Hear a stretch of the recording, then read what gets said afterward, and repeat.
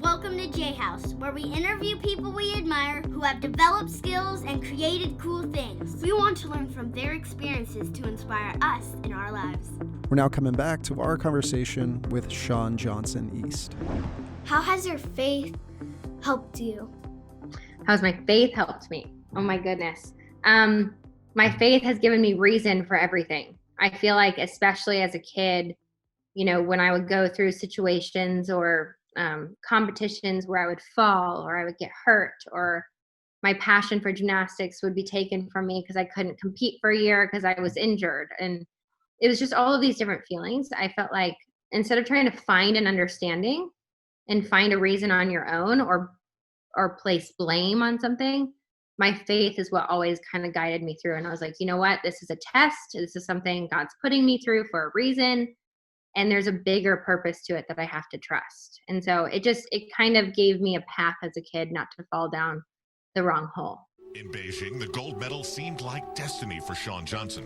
But in the end, the only gold around her neck was earned on the balance beam. She will never say her performance in Beijing was a disappointment, but it wasn't the result she had dreamed of. People have so many expectations on me to be exactly who I was in 2008. I went skiing, took a fall, and tore everything in my knee. It was when I really thought, gymnastics might not ever be able to be in my life again. It pushed me to go back in and give it one last shot. You did get injured. You were skiing. You hurt your knee. You have to have surgery.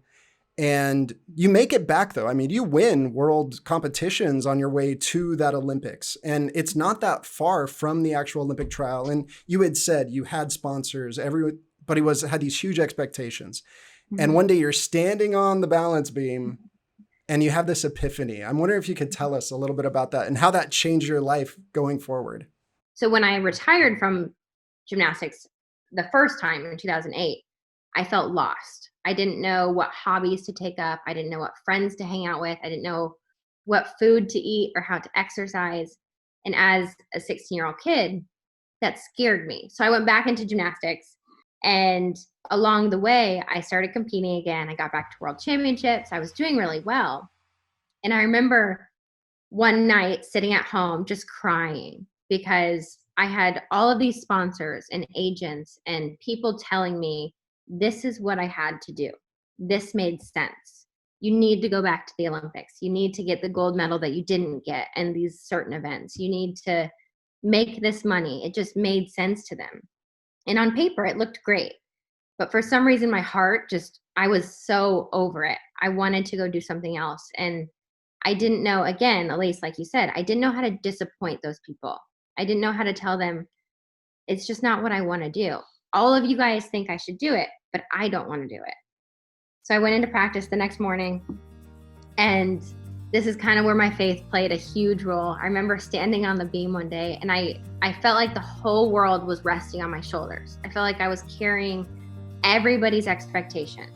And all of a sudden, I felt like God basically told me, you're good.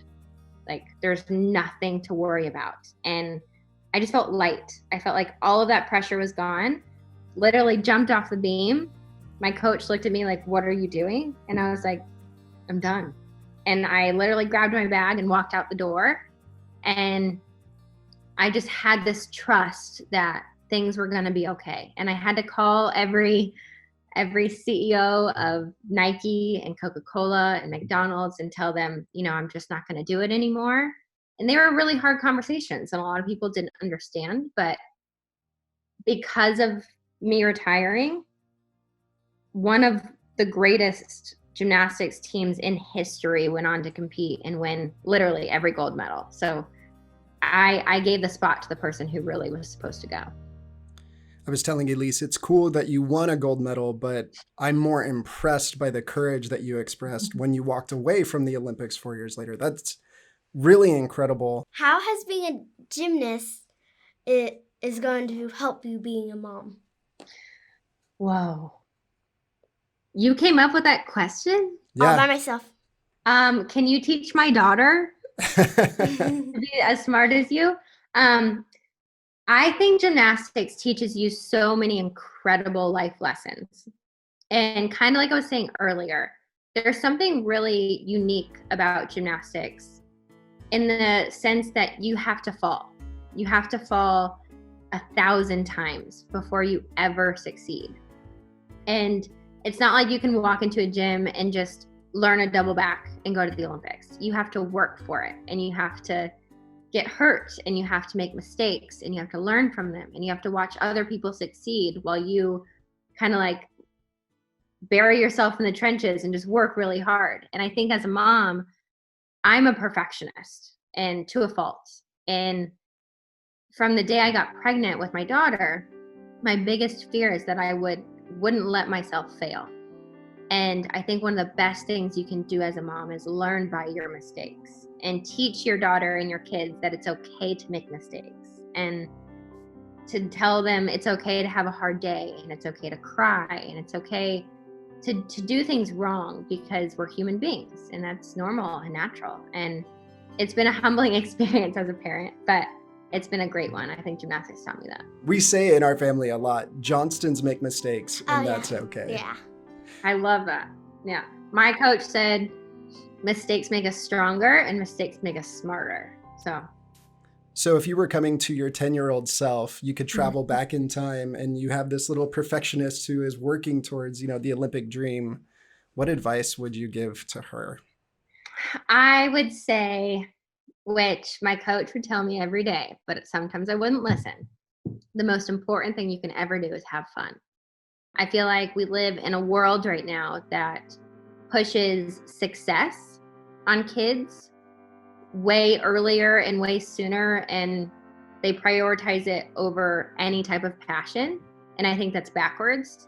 I think in order to achieve success, in order to become good at something, you have to love it.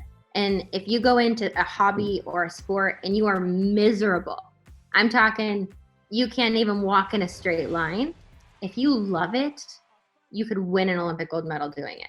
Because I trained with some of the most talented people I've ever seen in the sport of gymnastics, but they didn't love it, and they didn't get anywhere because they couldn't push through obstacles and they couldn't push through hard days. But if you truly love something, you can be the best at it no matter what. How about trying to be careful not to tie your identity to the achievement you're chasing? What advice would you give about that? Because that's such a big struggle. I think that was one of the hardest things that I ever had to work through, because I had a coach that reminded me it was not about gymnastics. It was about having fun and being a kid.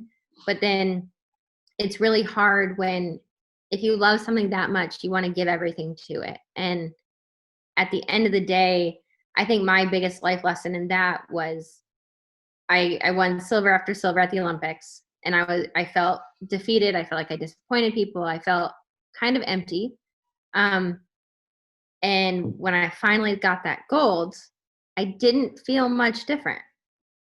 I felt like it was pretty cool that I had kind of checked it off my list, but it did not fulfill me. And I think it's just a reminder on a daily basis that there's nothing in this world that can fulfill you, nothing like tangible. And if you attach your identity to something that is tangible, you're not going to come out, happy with it. I think it's so important to have voices like yours of people who did achieve. You're a gold medalist. You've won Dancing with the Stars. You've been on all these TV shows. You've written all these books. You're this entrepreneur. You've done all this, but you're able to tell everyone the fame, the riches isn't where fulfillment is. And so where is fulfillment? Where would you point us? Because if we can stop believing that if we had done these things, then we could be happy, because that's kind of that lie that I think everyone is kind of fed. But what's the truth? What are you finding in your journey that is leading to real fulfillment that means more than the gold medal that you were given? Oh my goodness. By the way, these are probably some of the best questions I've ever been asked. So these are challenging and I love it. You guys are awesome. There are so many people in the world that kind of push us to go after money, to go after fame, to go after the titles, to be the best in something that we don't love. And with college kids, I find a lot of times they'll end up being, pressured into degrees that sound good and that look good on paper. And if you really sit someone down and say, what do you love? Like, what do you want to do? If you were to take away your parents' expectations and the world, the societal standards and the stigmas associated with whatever it is you love, if you were to strip all of it down and follow what it is your heart wants to do, what would that be? And I find most of the time people are doing things that they aren't led to.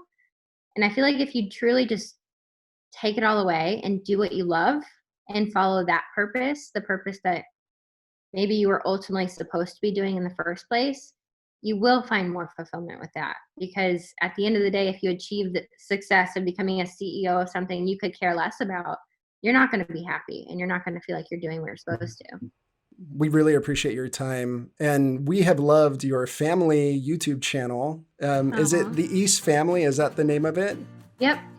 What are the other places that people can go to find you and to hear more of your story and to follow along? Yeah, we're on all social platforms as the East Family, or you can go to Shawn Johnson on anything. So Perfect. I Thank think you you're so much. awesome. I think you're awesome. You are amazing, and it was my honor to talk to you guys. If you liked what you heard, we'd love for you to leave a podcast review. To follow along on our family's adventures, connect with us at J-House Vlogs on YouTube, Facebook, and Instagram. Thanks for listening. J-House out.